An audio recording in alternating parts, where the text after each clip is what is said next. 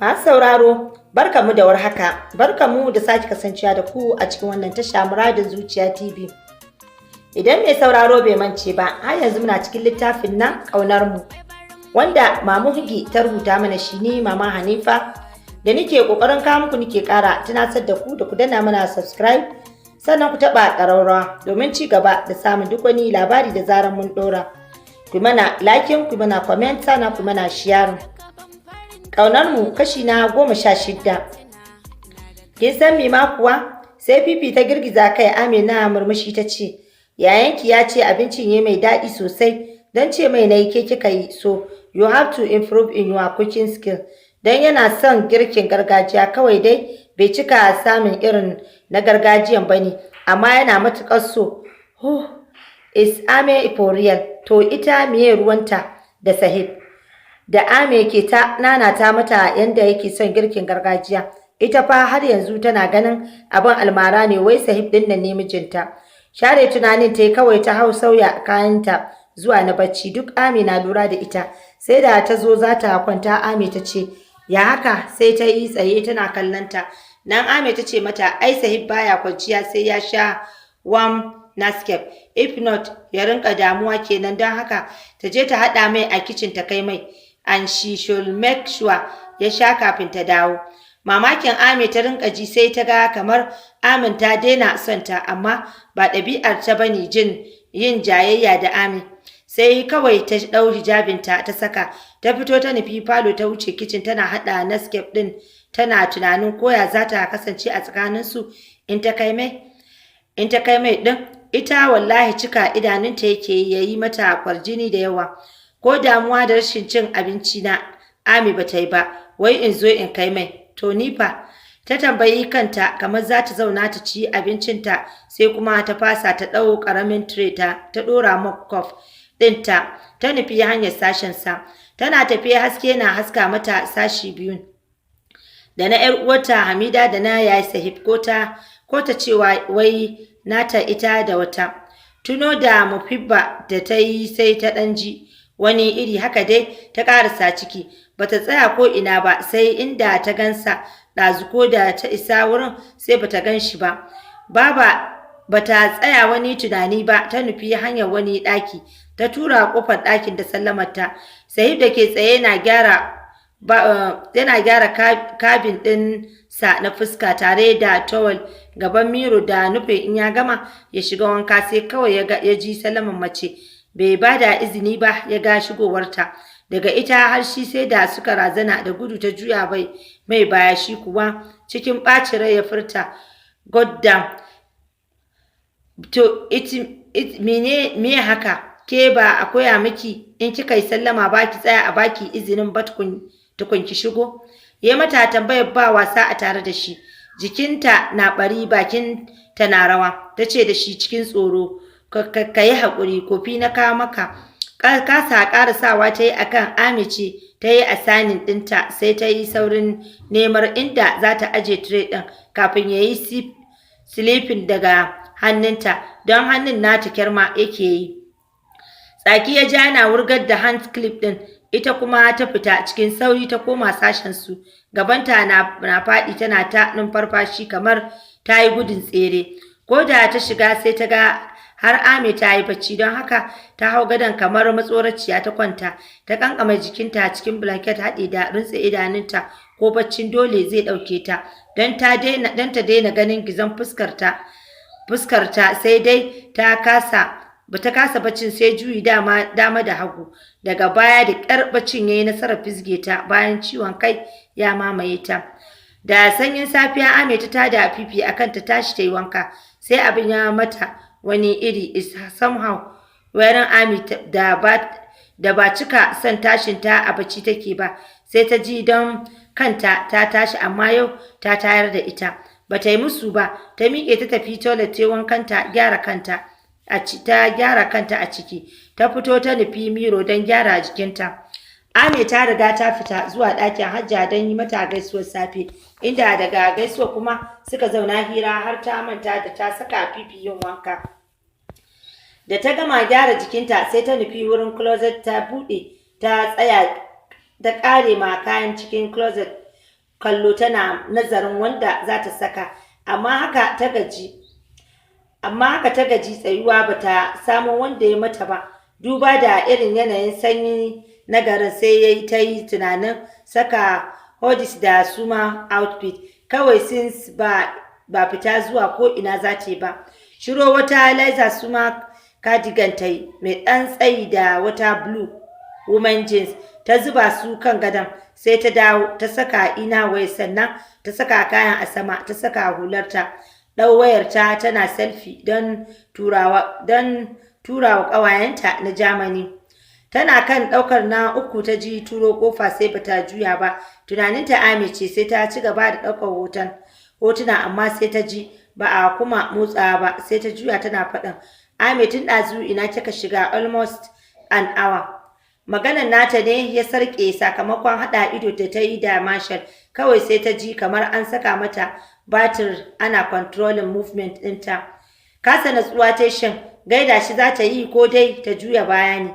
Tana tsaye ta kuma kallonsa sai ta kawar da kanta ta yi shiru, shi ma yayi kamar bai san set ɗin da ta shiga ba. Ya waske kawai ya buɗe baki ya tambaye ta inda Amin take, sai ta amsa mai, ni ma ban san ina ta tafi ba.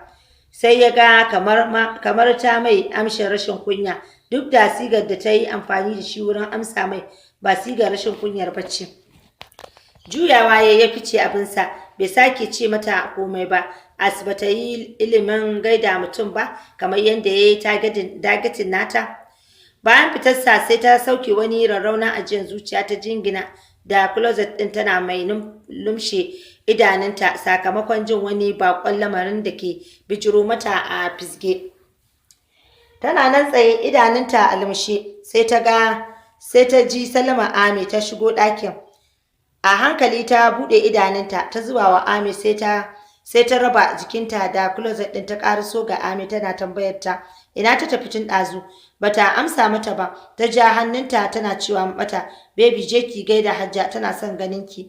Kallon Ame ta yi kamar ta faɗa mata ai yayi Sahib ya zo, amma sai ta ƙyale kawai ta fita zuwa hanyar ɗakin Hajja. Hankalinta na tuno mata Marshall. Sallama ta a ɗakin aka amsa mata, sai ta saka kai ta shige ba tare da ta tsaya duba wake gabanta ba. Tuntuɓe ta yi da mutum kawai, sai kamar za ta faɗi amma ta yi saurin kama jikinta. Cikin sauri ta ɗago ta kalli wa ta buge.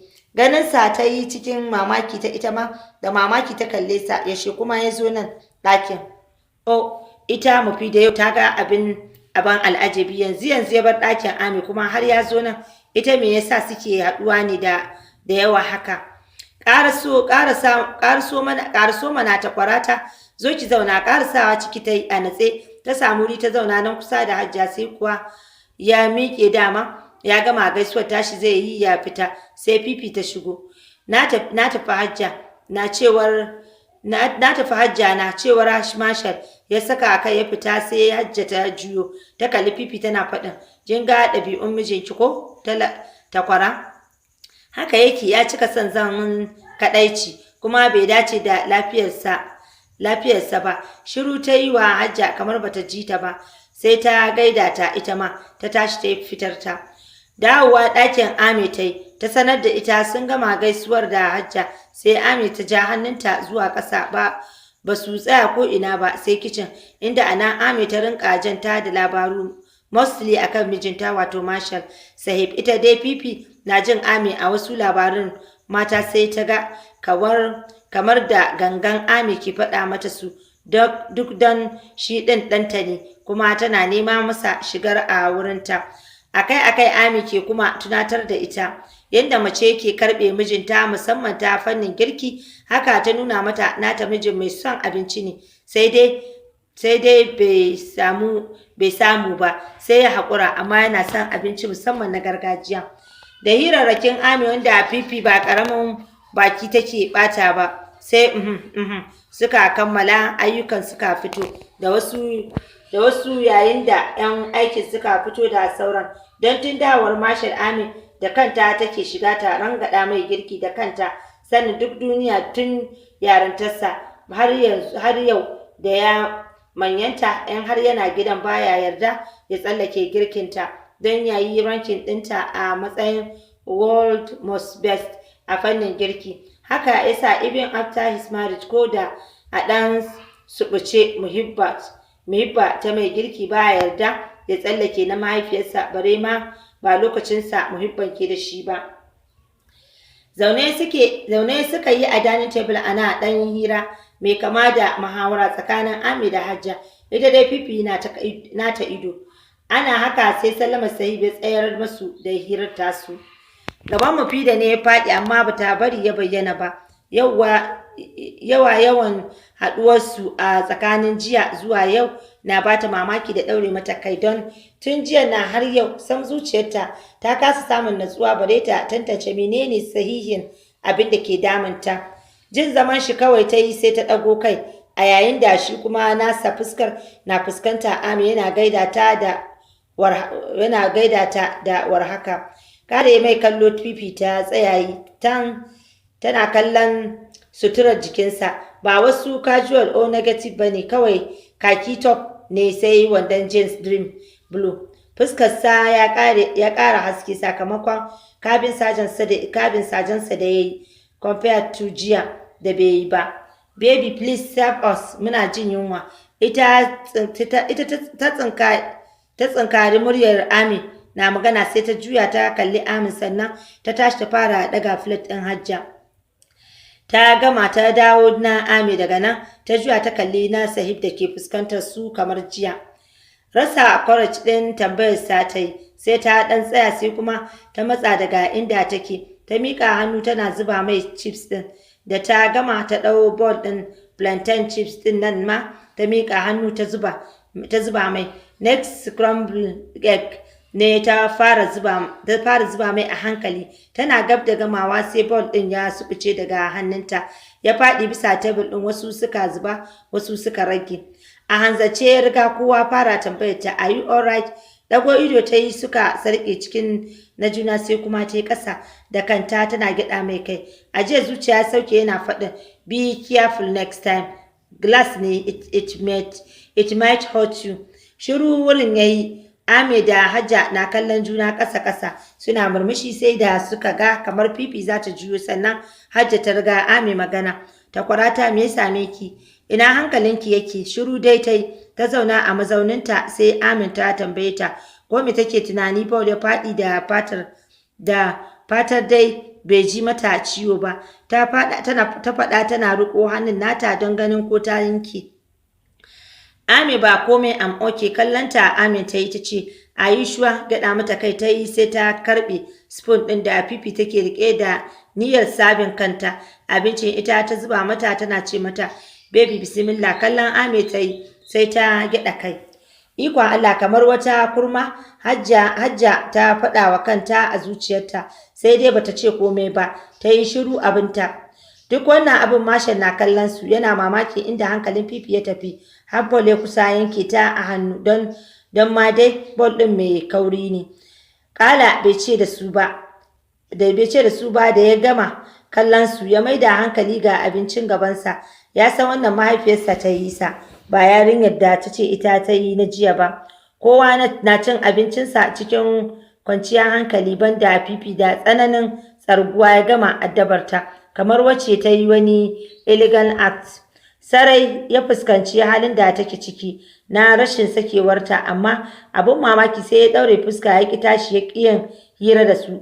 Ami ko ɗinta ta sami chance na cin abincin sai da ta ga bai da niyyar tashi a wurin kuma ba zai yi magana da kowa ba bare ta sami damar cin abincin sai ta yi shahada ta sunkuyar da kanta ƙasa tana cin abincin a hankali.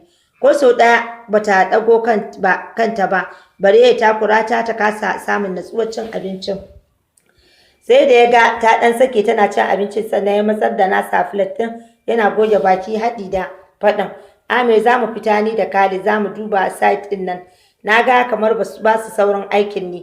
Sai Ame ta yi murmushin manya tana faɗin Allah ya kiyaye min ku kai da shi ya sa ku je lafiya ku dawo lafiya. Ka kula kar ka bari Khalid ya yi tukin ganganci da kai don ya saba kaji. Gyaɗa mata kai yayi yana tuno ranar da suka fita shi da Khalid ɗin irin tuƙin da ya ninka yi da shi. Har ya juya zai tafi Hajja ta saka baki nana faɗin ga takwara ta kawai ku tafi tare da ita. Ka rabu da Khalid ita ma tana buƙatar buɗe ido. Rabonta da fita ya jima. Bai jiyo ba bare ya amsa shawara Hajja ita kuma Fifi gabanta ne ya faɗi ai da ta fita da shi gara ta zauna a gidan. He is a mature man ba wani daɗin da za ta ji ko ta fita da shi. Ba sanin shi ta yi ba kuma from all indication kamar Moonfest shi ya fi fitin nasa sama da murmushi to ita ta yaya za ta ji daɗin fita da shi. Tsintar kanta ta yi da faɗa Hajja ina da online review class by 10:30 da safen nan already 10:20 am ne sai ya dubi agogonsa ya ga lokaci kawai girgiza kai yayi ya fice abinsa shi da ma bai ɗau shawara Hajjan da muhimmanci ba. Kallanta Ame da Hajja suka yi za su yi magana ta tashi ta nufi hanyar sama suka bi ta da kallo har ta shige. Murmushin manya kawai suka yi suka kaɗa kai musamman Hajja da ke ankare da duk wani motsinsu. Juye-juye kawai take ta yi a kan gadon tana jin yadda bugun zuciyarta ke karuwa sai dai bata san dalili ba. Muryar Ame ne saka ta tashi zaune ta dube ta daga tsaye. Ame ta ce mata baby mijinki fita zai yi zuwa duba wani uncompleted building ɗin abbansu kuma ina tunanin sai dare za su dawo don ya matsu a kammala wurin kasancewar yanayin aikinsa ba sosai yake zama a nan ba kuma shi Khalid bai da wani isasshen lokacin zagayawa zuwa wurin sai dai in shi mijin naki ya dawo sai ya tafi da kansa. Don haka ina ga ki je ku gana kafin ya fita ba dawowa da wuri zai yi ba sai dare. Abin mamaki abin dariya me yasa Ame ta sauya mata ne haka da yawa. Kalmar mijinki duk ya addabe ta. Ta gaji da jinsa daga bakin Ame. Sannan Ame ta daina ba ta kula ta musamman kamar yadda ta saba a baya. Yanzu sai dai sama-sama in ta dan bata fuska sai ta rarrashe ta. Hakan bai hana an jima ta kuma janye jiki da ita ba. Bata saba da yi wa Ame musu ba sai kawai ta tashi ta nufi hanyar fita amma ta ji karar abu kamar ana fesa fet. Juyawa ta yi sai ta ga Ame gab da ita tana fetsa mata turare tana murmushi. Rasa ta cewa ta yi sai ita ma ta maida mata murmushin daga haka ta fita abinta. A natsaye take takunta har ta isa fat ɗin nasa. Ta yi sallama ta shiga ba ta tsaya a waje ba. Ta karasa ciki ta koyi sa'ar samun sa a falo.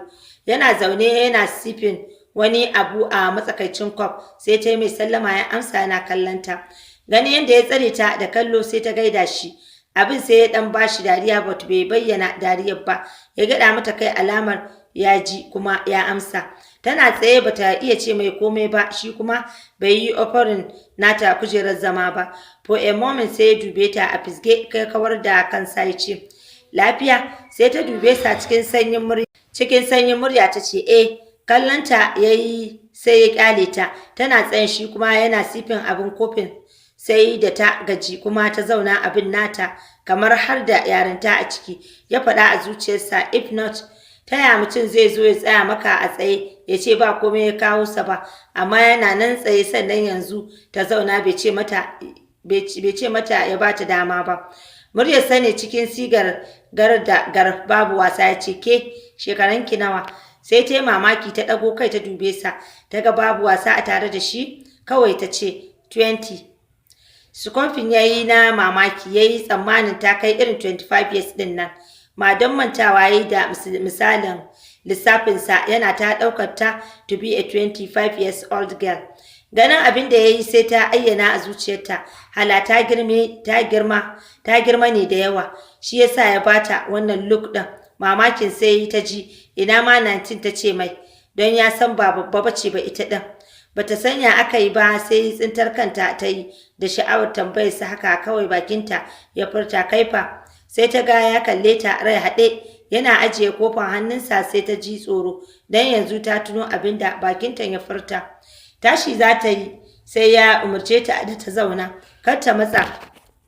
Haka ta koma ta zauna sai ya kafe ta da ido har ta ji ta tsargu fiye da misali kamar ba zai ce komai ba sai ya ce are you asking for my age? Ya tambaya yana ɗaga masa ɗaga sama sai ta yi yana ɗaga gira ɗaya sama sai ta ji fargaba ya tsarga ta kasa amsa masa. Yana kallonta yana jiran amsarta amma bata amsa ba sai ya yi murmushi ya ce I am 45. Wani irin firgita Fifi ta yi. Saurin tashi tsaye tana rufe bakinta, idanu a waje ta dube sa.